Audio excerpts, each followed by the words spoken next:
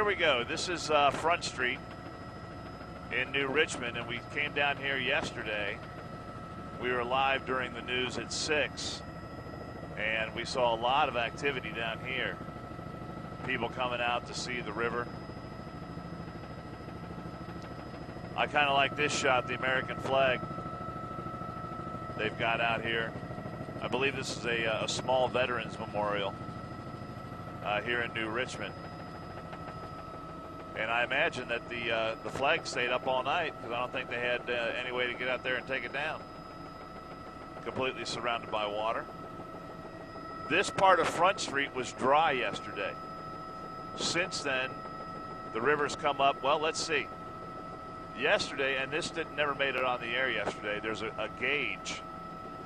And I'm moving over to the gauge right now in New Richmond. They've got their own river gauge that always lets you know what the river is doing. When we were here yesterday, it was right at 57 feet.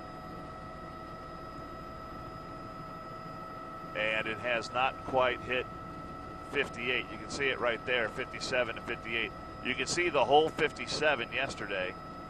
So it's come up since yesterday, a couple of lines on there, and they've lost a little bit of Front Street, but you know, this is an area where there's a lot of restaurants, a lot of places to eat, a lot of, I guess there's some nightclubs and stuff down here.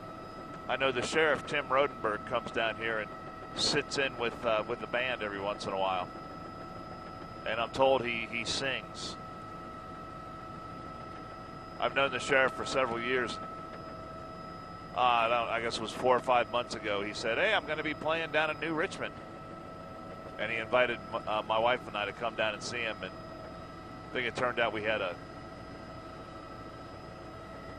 another event to go to that night, another commitment. So here's part of Front Street. So you see all the people down here. It's a nice day out. It's going to be about 60 degrees today. I don't think it's that now. Here before noon, it's in the 40s, but sunny. And, you know, look at these folks down here. Pretty typical of what people are doing. They're coming out. They're taking pictures. And even though this is a river town here in New Richmond, you know, this is the size flood we only get once, you know, once every 10 years or so. So they want to come out and take some pictures and make some memories. I've got some friends who live down here who really got hit hard back in '97 when we had the big flood. And I was down there and helping them drain. We drained their basement,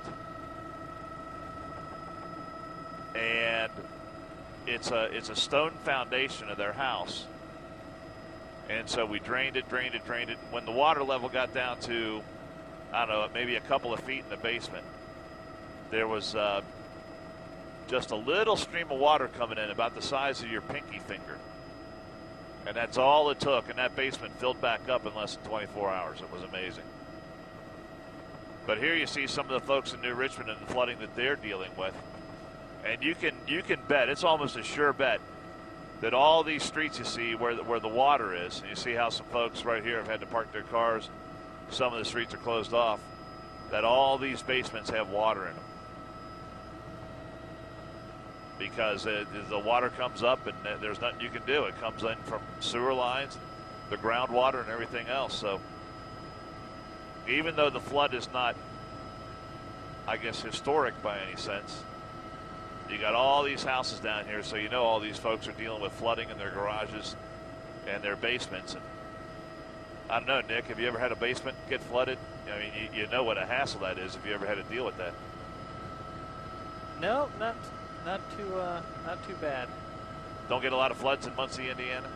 We do get some floods, but I guess, you know, you want a nice basement, live on a hill. That's one thing my dad told me a long time ago. He said, if you buy a house that's up on a hill. That way you don't have to worry about flooding. So here's New Richmond.